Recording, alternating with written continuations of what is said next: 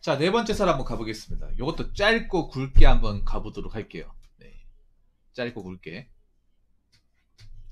요즘에 우리나라에서 가장 이제 그 문제가 되고 있는 것 중에 하나가 저출산입니다.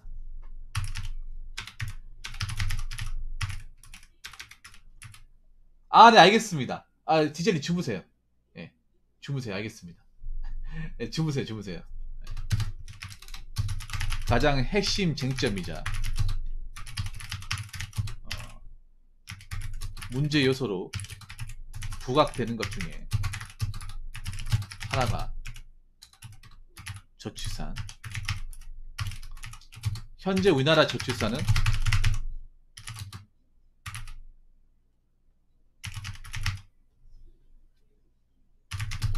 네, 전 세계 최하위를 찍고 있죠. 거의 부동의 꼴등이죠. 그냥 꼴등이 아니라. 네. 지금 현재 몇 명이지? 네, 정확한 수치는 모르겠지만 지금 서울 기준으로 봤을 때 서울은 지금 우리나라가 평균이 우리나라 이제 제가 알기로는 제가 최근에 봤을 때는 우리나라 평균이 현재 0.84명이 그럴 거예요. 네. 우리나라 평균 출산율이 0.84명. 근데 웃긴 게 뭐냐 하면 이게 서울 쪽은요. 서울은 0.6명까지 가요. 서울이 오히려 출산율이 더 낮습니다. 더 낮아요. 훨씬 더 낮아요. 서울은 내가 봤을 때 0.3까지도 갈 수 있다고 생각해요.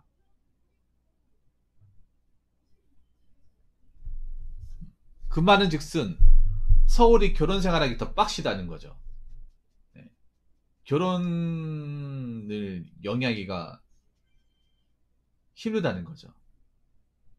특히 혼자서 부모님 도움 안 받고 결혼 준비를 한다는 건 거의 불가능에 가깝다. 왜냐하면 집값이 더 비싸기 때문에. 네.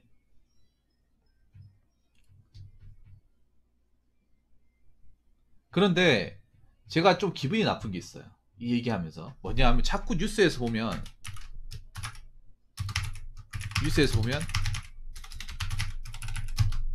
젊은 세대들이 문제다. 젊은 사람들이 자꾸 결혼을 안 하려고 하니까 출산율이 자꾸 떨어진다. 네, 그런 식으로 여러분도 보셨는지 모르겠습니다. 이런 기사 간간히 와요. 네. 핑계를 자꾸 젊은이들 탓을 합니다. 저출산의 원인을 우리에게 돌립니다. 근데 난 역으로 외치고 싶습니다. 이게 왜 우리 때문입니까? 이게 왜 우리 잘못이야?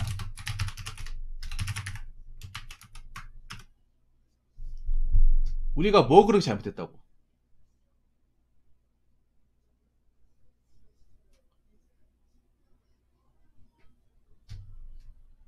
우리가 뭔가 애를 싫어해서 결혼을 싫어해서 우리가 저출산을 만들었다. 이렇게 막 우리한테만 책임이 있는 것처럼 얘기하는데 우리가 책임이 없다는 게 아니에요. 틀린 말은 아닌데 근데 우리한테 책임이 전적으로 있는 건 아니에요. 우리보다 기성세대들이 책임이 있죠.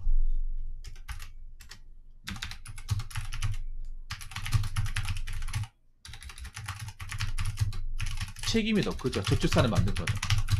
이거는 짚고 넘어갑시다. 자기들이 결혼하기 굉장히 빡세게 만들어 놓고 왜 우리한테 책임을 돌리는 거야?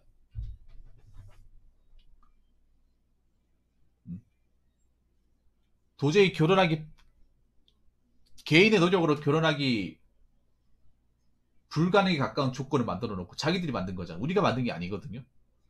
자기들이 만들어 놓고 왜 우리 보고 결혼 안 한다고 자꾸 뭐라 하는 거예요.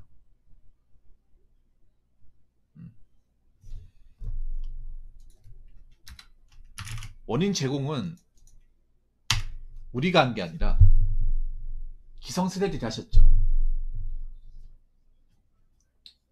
특히 베이비 부모 세대들.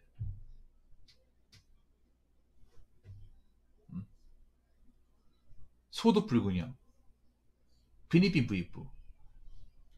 기성세대들이 만든 거 아니에요? 우리가 만들었습니까? 우리가 어떻게 만드는데 그거를? 우리가 어떻게 그걸 만듭니까?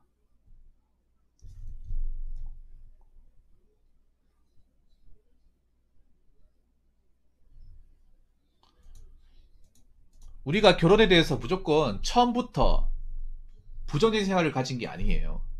응?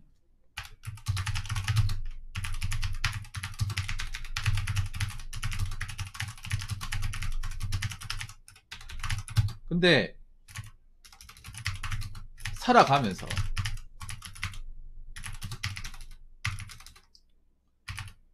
도저히 이 결혼이란 장벽이 개인의 노력으로 안 된다는 것을 실감하면서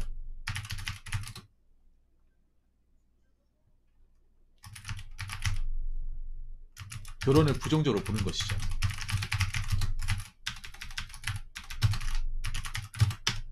안 그래요?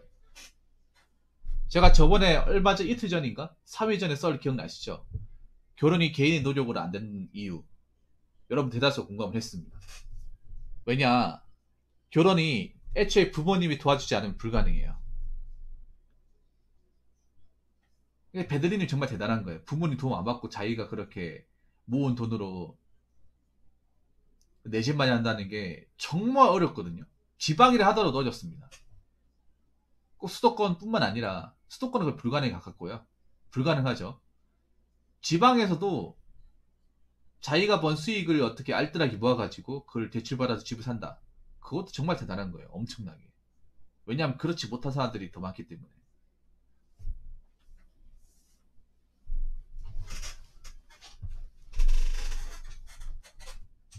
저도 태어나면서부터 결혼에 대해서 안 좋은 생각을 한 게 아니에요. 결혼에 대해 좋은 생각을 하셨어요. 결혼을 당연히 해야 된다고 생각을 했어요. 저도 당연히. 내가 직장 다니면 뭐 적당한 아가씨 만나서 결혼하겠지라는 생각을 누구나 가져봤을 겁니다. 저뿐만 아니라 보통의 남자들이라면 다 그런 생각을 가졌을 거예요. 근데 그런 생각이 얼마나 이 현실에서 허망한 생각이고 얼마나 헛된 욕심인지를 살아가면서 하나하나씩 우리가 깨닫지 않습니까? 일단 집이 가난하면 못해요.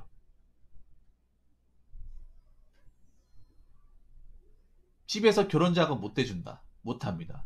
내 직업이 변변치 않으면 못해요. 아니 근데 그 와중에도 결혼한 사람도 있어요. 뭐 집에서 돈 안 대주고 내 직업이 변변치 않아도 결혼한 사람도 있습니다. 보통 그런 경우 어떤 경우냐? 젊은 나이 사고 치는 경우. 근데 그렇게 아무 준비도 없이 아무 대책도 없이 젊은 나이 사고 쳐버리면 지옥이에요. 지옥. 지옥이 맨날 돈 때문에 싸우고 어, 집안 살림 나몰라라 하고 집 개판 5분 전이고 그게 현실입니다. 아무 준비도 없이 대책도 없이 하게 되면 이런 여러 가지 과정을 겪으면서 우리는 깨달았죠. 결혼이 하고 싶어서 할 수 있는 게 아니구나. 요즘 사회에서는 결혼이 하고 싶어서 내가 마음먹고 작정하고 해도 못하는 사람 못하는구나. 그리고 결혼한다고 해서 무조건 다 행복하지 않구나.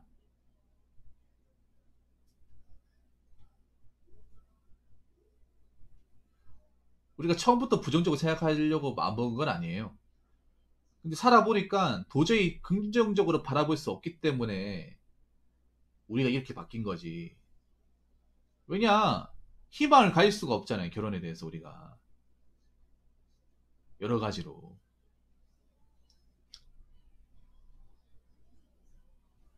그리고 제가 묻고 싶은 게 있습니다. 이 기성세대들한테.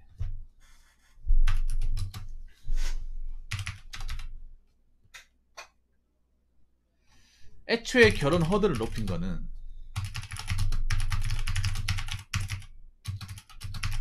우리가 아니라 기성세대들이죠.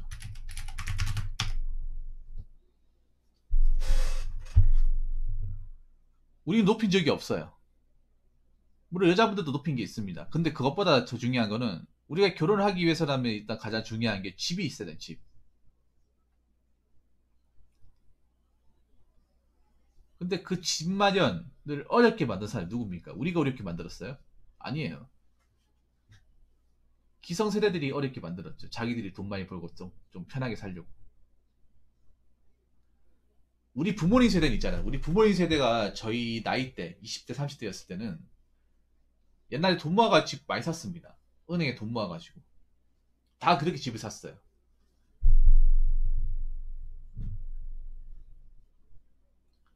그 외버디로 있잖아요, 여러분. 4인 가족 외버디로 자식도 먹여 살리면서 돈 모아가지고 아파트 사는 게 가능했어요. 지금의 부모님들.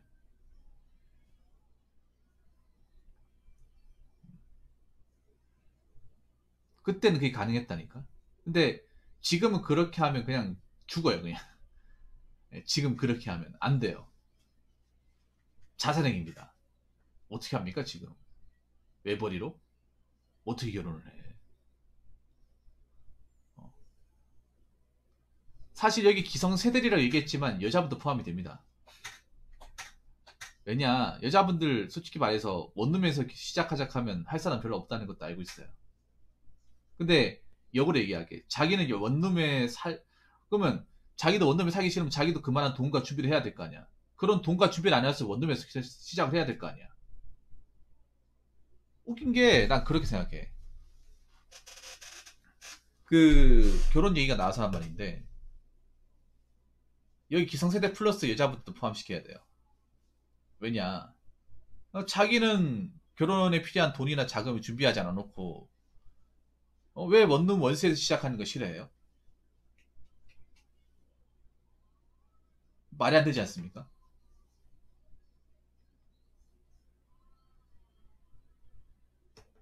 음?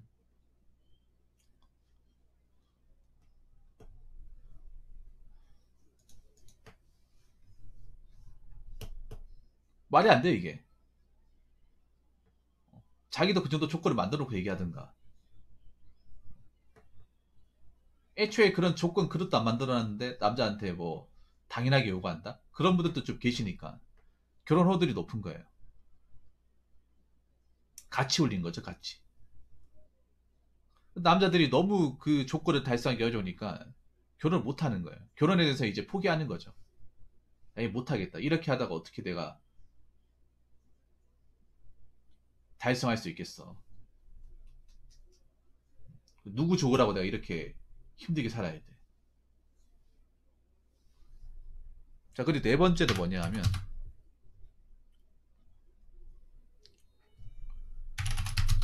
지금 우리 내 한 몸 건사하기도 힘듭니다.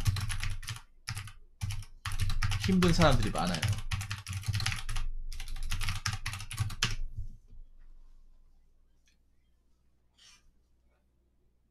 지금 서울에서 자취하시는 분들, 자취하시는 분들 중에 돈 모은 사람들 별로 없을 겁니다. 100만 원 이상 통장에 쌓이는 사람들 거의 없을 거예요. 마이너스인 사람도 계실 거고요. 본전치기 하는 사람도 계실 거예요.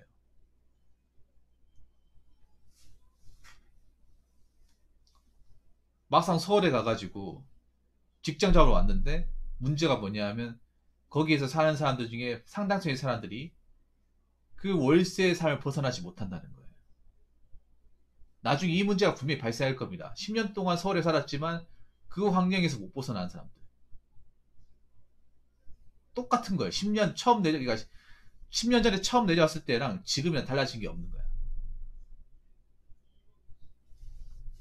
매나 월세 내고 그 좁디 좁은 방에서 생활하는 거 똑같은 거예요. 그 부분에 대한 문제가 분명히 터질 겁니다.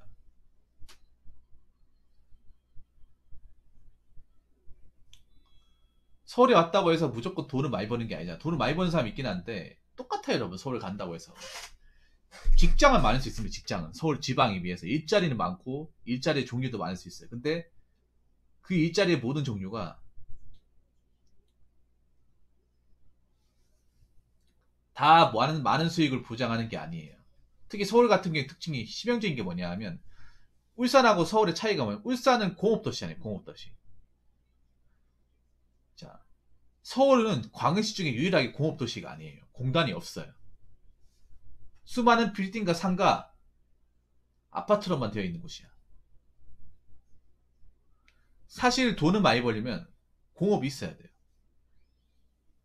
공업에서 큰 돈이 왔다 갔다 합니다. 배드님 제 말 틀렸습니까? 울산이 왜 돈 많이 버는데? 굉장히 비대한 공업시설이 많이 있으니까 돈 많이 버는 거 아니에요? 산업이 많이 발달되어 있으니까. 만약 울산에 만약에 공업이 없고 그냥 서울 같은 상가하고 빌딩만 있으면 어떻게 됐을까? 그럼 이만한 수익을 보장할 수 있을까요?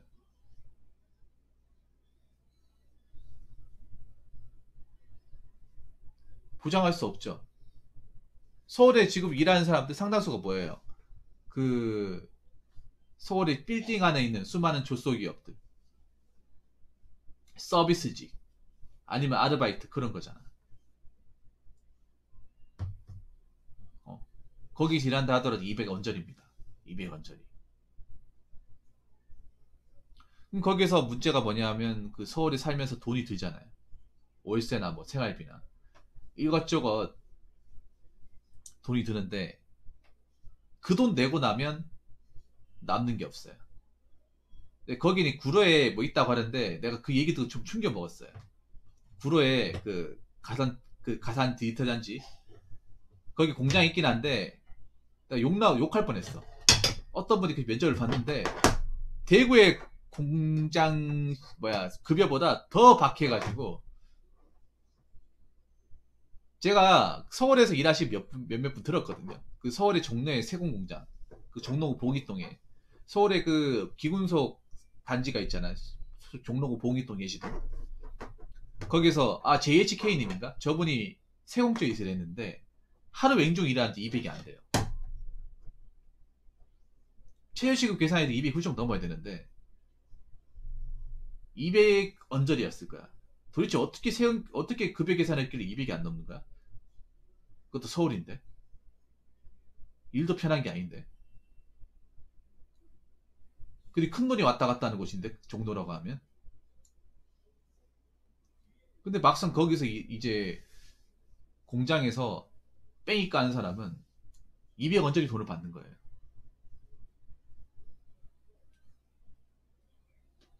서울 땅에서. 오히려 내가 놀랬어요. 더 혹독하게 시킨다는 얘기 듣고. 예전에 그분이 내한테 고민사연도 보냈어요.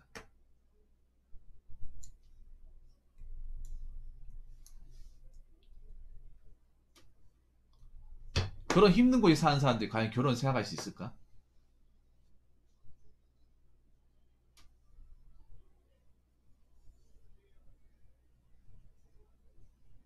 우리 서울이 노동 강도가 더 빡세고 더 허름한 곳이 많다는 사실도 서울에 거주하시는 분들이 제보하면서 알게 됐어요. 그런 곳에 살고 있는 사람들이 과연 결혼을 생각할 수 있을까요? 아니, 출산을 생각하기 전에 결혼부터 해야 되잖아. 결혼도 못하는데 출산을 생각할 수 없잖아요.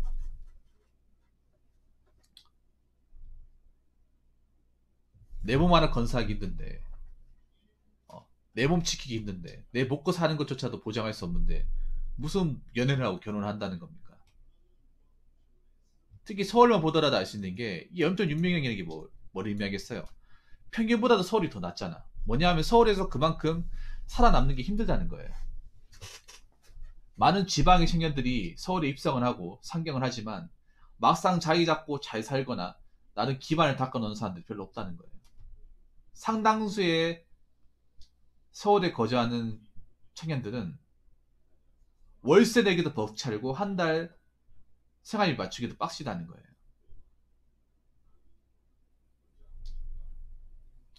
아니면 마이너스 인생이거나. 그런 사람들이 점점 늘어나겠죠. 그런 사람들이 점점 더 늘어나겠죠. 왜냐? 지방에 있는 사람들이 점점 서울로 올라오고 있지 않습니까? 내려가고 있는 게 올라오고 있어요. 그러면 또 안 좋은 게 있어. 자꾸 지방에 있는 사람들이 올라가면 또 월세가 올라가요. 수요가 많아지니까. 난 우려가 되는 그런 거야. 지금 50만 원 내고 있잖아요. 서울에. 50에 지금 14인 아닙니까? 근데 문제는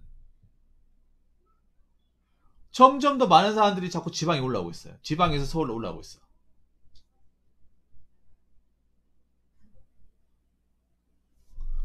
그럼 월세 값이 유지가 될까요? 올라갈까요? 올라갑니다. 올라가요. 그럼 나가 봤을 때는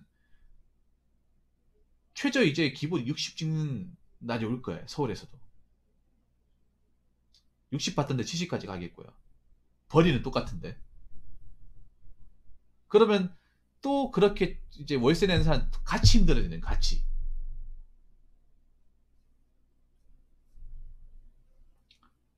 거기서 이제 월세 받는 건물주들만 좋아지는 거죠. 그러면 더 먹고 살기 힘드니까 뭐 결혼은 생각하기 힘들겠죠. 네, 점점 더. 그리고 요즘 청년들은 너무나 잘 알고 있습니다.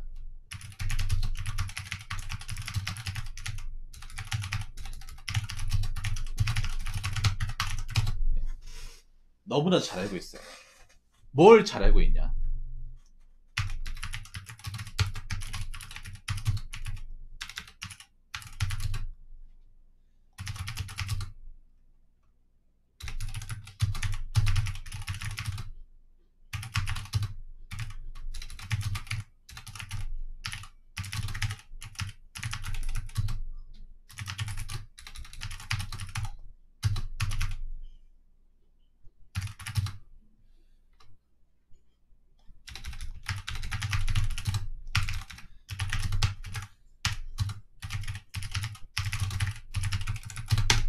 자, 이거 모르고 있는 사람도 있습니까? 생각 없이 애 가지면, 아무 준비도 없이 애 가지면, 덜컥 애부터 가지면, 사고 쳐버리면, 그게 행복을 보장하겠습니까? 지옥기를 보장할까요? 제가 주변에 겪어본 케이스는 다 지옥이었습니다.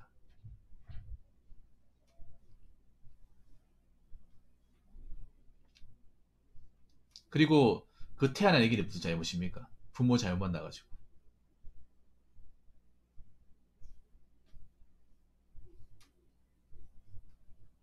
음. 뭐 옛날에 뭐 사고 쳐가지고 애 가진다 하더라도 뭐 어떻게 뭐 열심히 살고 하면 뭐 나아진다고 하지만 옛날에도 빡셌거든요. 옛날에도 힘들었어. 저 어릴 때도 힘들었는데 요즘엔 더 힘들어요. 요즘엔 더 힘들어. 요즘엔 아예 그런 거 하면 안 됩니다. 했다가는 굴러 가죠. 예. 둘 다 죽죠, 여러분.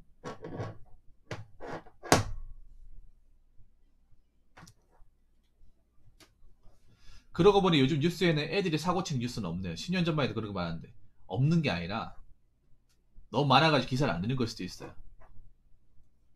이거 낸다고 해서 사람들이 뭐 그렇게 봐줄 것도 아니고 하기 때문에.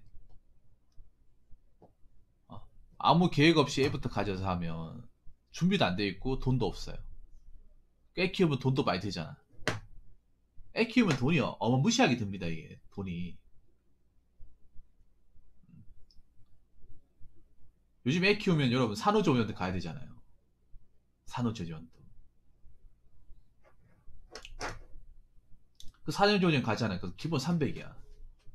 3주 있으면 400까지 들걸요, 아마? 거기다 애 용품 사면 100만원 그냥 후다닥 깨질걸?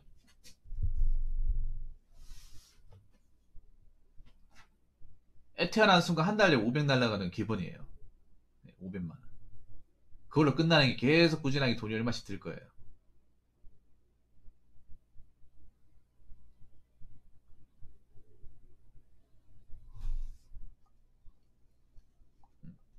만약 그런 돈이 없으면, 산후조리에 갈 돈이 없으면, 애 뭐 침대라든지 뭐 육아용품 살 돈이 없으면 과연 그 자녀들의 인생은 행복할까요? 계속 싸울걸요 아마. 어떻게 자녀한테 그런 것도 못 해주냐면, 돈도 없는데 왜 자꾸 산후조리에 가려고 하냐고 뭐 이런 거 싸울걸요 아마. 싸웁니다 여러분. 지옥이에요 지옥. 맨날 돈 가지고 뭐 어? 전기세 못 내고 집구석에 들어오기 싫을걸요 아마.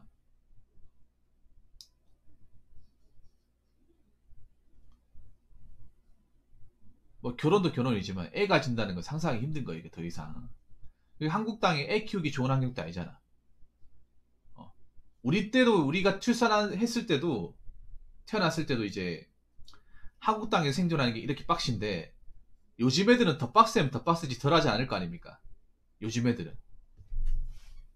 그래도 우리들은 어떻게 아동바동하니까 일자리도 가지고 어떻게 먹고 사는 건데, 요즘에 태어난 애들이 과연 성인이 돼서 사회에 나왔을 때 일자리가 있을까? 그 친구들한테 일할 만한 곳이 있을까? 그때는 집값이 얼마나 올라갈까? 이런 생각이 든다니까요. 그리고 그 친구들이 성인 되면 세금 부담이 더 커질 텐데, 노인구가 많아지니까. 지금 우리 때보다 빡셌으면 빡셌지 덜하지 않다는 거죠.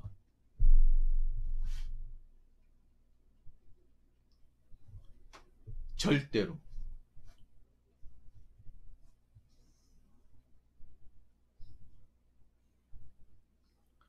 근데 자꾸 우리한테 뭔가 잘못이 있다. 젊은이들이 바뀌어야 돼.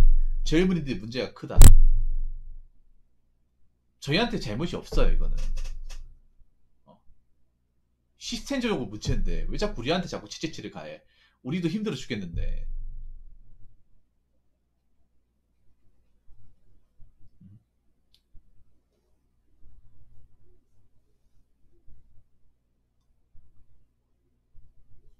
요즘에 난 개인적인 생각인데, 만약 결혼하신 분들이 막 행복하다는 그런 생각이 그렇게 많이 안 들어요.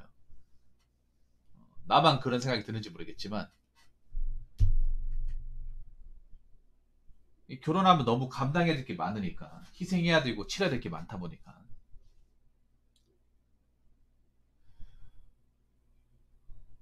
저는 좀 너무 잔인하다 생각해요. 자꾸 뉴스에서 저출산 자꾸 끄집어내는 게 잔인하다 생각해요. 우리가 저출산을 모르는 게 아니잖아.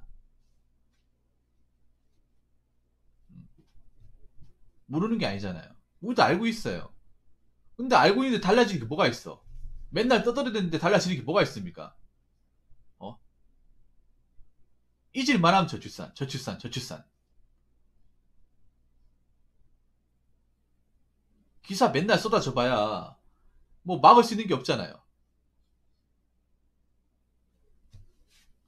우리가 뭐 어떻게 바꿀 수 있는 게 없잖아.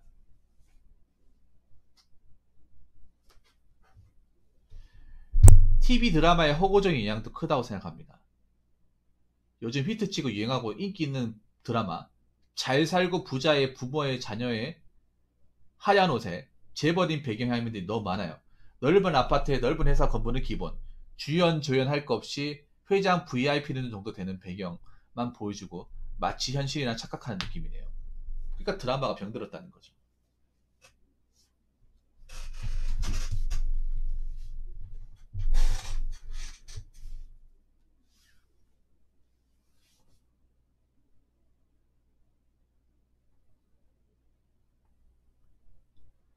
일부러 현실을 더 안 가르치려고 하는 것도 있어요, 드라마가. 사람들한테. 현실 파악을 못하도록. 그래서 자꾸 이들한테 이 저출산의 원인을 돌리지 않았으면 좋겠습니다. 우리도 먹고 살기 힘드니까. 어.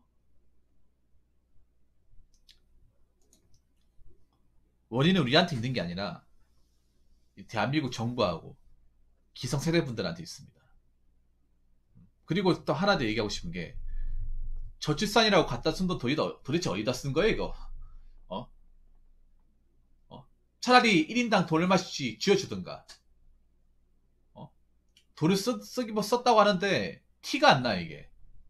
삥땅을 쳤는지 아니 누구한테 갖다 줬는지 모르잖아. 차라리 아예 한 푼도 안 썼다고 얘기하든가. 어떻게 돈을 이렇게 티도 안 나면서 돈을 날릴 수가 있는지 정말 신기합니다. 맞죠?